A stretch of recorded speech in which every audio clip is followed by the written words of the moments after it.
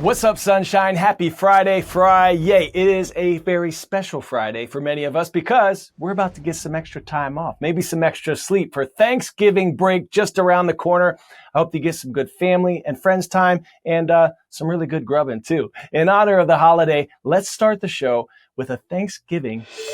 Did you know the first Thanksgiving took place way back in 1621 in Plymouth, Massachusetts? A bountiful harvest led Governor William Bradford to plan a festival to give thanks. Around 90 Wampanoags, the Native American people indigenous to that region, joined for a 3-day feast, which featured corn, venison, and fowl. In 1789, President George Washington proclaimed November 26th as a day of national Thanksgiving.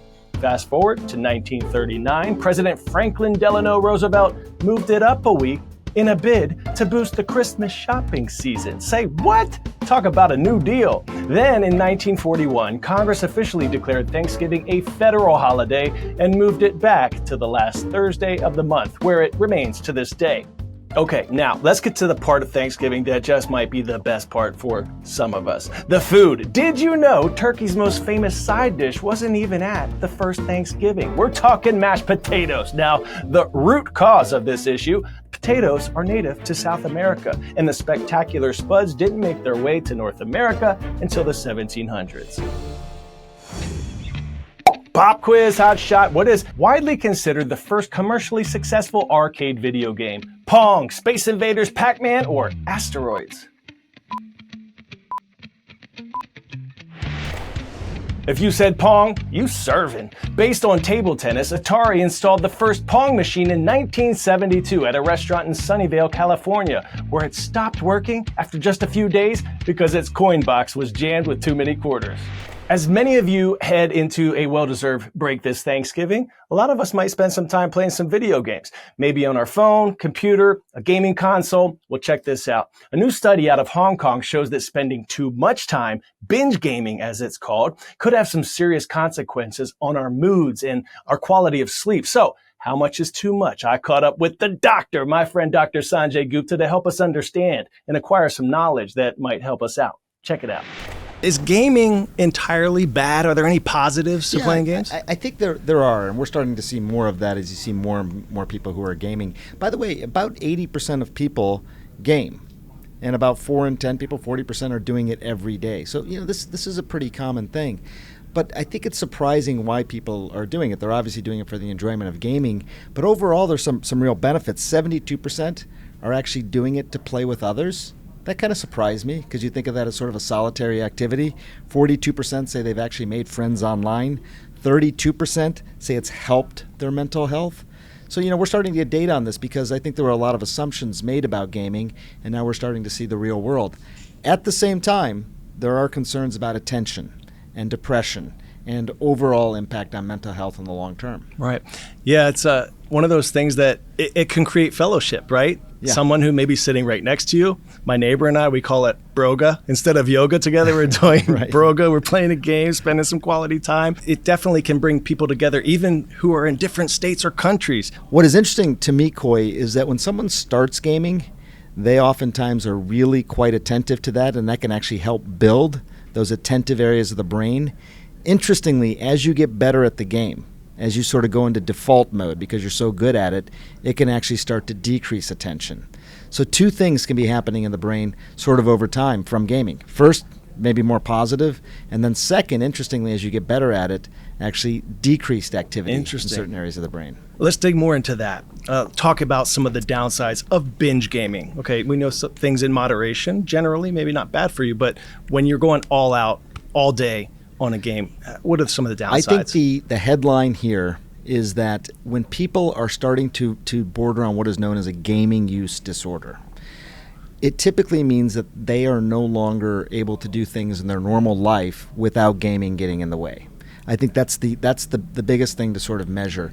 I am gaming right now. Should I be doing something else? And for students, obviously, their homework, their sleep, their social interaction with family and friends, real life interaction, that's when you know it's typically a problem. And the threshold seems to be somewhere around 3 hours a day. So, which is a lot. It's a lot of screen time just on the games. But once you get beyond that point where you're starting to see it interfere with activities of daily life, as it's called, that's when it becomes problematic. Sometimes I get the same sort of feeling from a competitive aspect and a wanting to win aspect when I played in the NFL. It's kind of that same pressure to perform, and my teammates are relying on me. Can I get a good score for the team? So that's personally what I feel at times. I imagine that some of the same areas in your brain that were activating when you played football, obviously it's a very physical game, but some of the same brain areas were probably activated in gaming. Show us what parts get activated or what kind of hormones might be released as you're playing games. So there's all these different areas of the brain. The thing about gaming is that so many different areas are being activated. So first of all, just in general, this is the last part of your brain to develop, frontal lobes and prefrontal areas, and that's your judgment, and that's also inhibition. So in the beginning, you may have more inhibition because you're sort of figuring out the game. As you get better and better at it, your inhibition may start to go down. Now, you need inhibition in life. So if you get too disinhibited, that could be problematic. You got visual cortex, which is near the back of the brain. You have spatial areas, which is on the right side of the brain. But I think a big one, Coy, is really sort of more at the base of the brain, which is your emotions, your amygdala. And these games can be very stimulating to that particular area of the brain. So again, in moderation, it appears to be a good balance between inhibition, emotional centers, and all the other things. Once you start to overdo it, and interestingly, when it becomes rote, that's when a lot of these areas sort of will decrease in activity instead of increasing. So that's a little counterintuitive, but that's essentially what seems to be happening over time. And for all the people out there not as smart as you who don't know what rote is, really quick. Rote, just routine. Just something routine. Learn something new every day. There you go. It is interesting if you just look at games overall, puzzles overall, word puzzles, crossword puzzles, Sudoku, things like that. People think of those as brain training exercises, which they can be. I mean, they can actually make you better at, words or numbers or whatever it might be that you're doing. So I think that's probably the closest sort of thing. Mm-hmm. The difference, I think, between video games and those things is, again, video games are really designed through the imagery, through the way that they move you up level to level to keep you hooked, to keep you addictive. Mm-hmm. I don't think anyone's ever been overly addicted to a crossword puzzle. Right. You sort of do it, you move on. Video games are different. I love it. I get smarter every time I'm around you. I'm so glad our viewers get to enjoy you as well. I try not to be rote. You are the best. If I do Sanjay, so myself.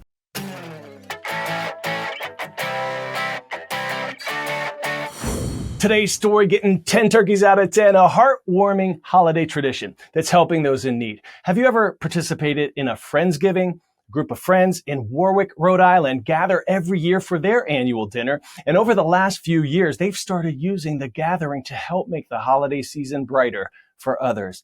They build meal baskets for struggling families. Dawn Burgess said they started it during the COVID-19 pandemic, and the idea and the guest list has grown each year. 3 years ago, I said, maybe our friends would like to get in on the action and have a little party and stuff some baskets. Now it's a full-blown holiday assembly line. This year, they knocked out 17 baskets, complete with all the fixins, the dessert, and yes, even turkey. They deliver the baskets to families just ahead of Thanksgiving and say it's been an amazing way to come together to make their community a better place. You feel extremely good after you deliver your baskets to the people that are in need. It's a great feeling. Rise up. Time now for some Friday shout outs. This first one goes to Mr. So Cool. So cool. All of our friends at Hammond Academy of Science and Technology in Hammond, Indiana, thank you for making us part of your day. And a huge shout out to our YouTube subscribers, including Mr. Jewett from Ostego Middle School in Ostego, Michigan. You rock, dude. Like you, we're going to be taking the next week off for Thanksgiving break, but be sure to follow us at CNN10, at Coy Wire on Instagram for some exclusive bonus content, teaser, maybe even some fun behind the scenes videos that we'll be posting throughout the week. Play that Friday music, Nader. I am thankful for you, Big Dog, and Chelsea, and Brendan, and Sabrina. Love my CNN 10 team, and we especially are thankful for all of you. You are why this is the best 10 minutes in news. Stay hungry for knowledge and turkey, and stay curious. You are more powerful than you know, especially around the holidays. Make someone smile. I'm Coy Wire, and we are CNN 10.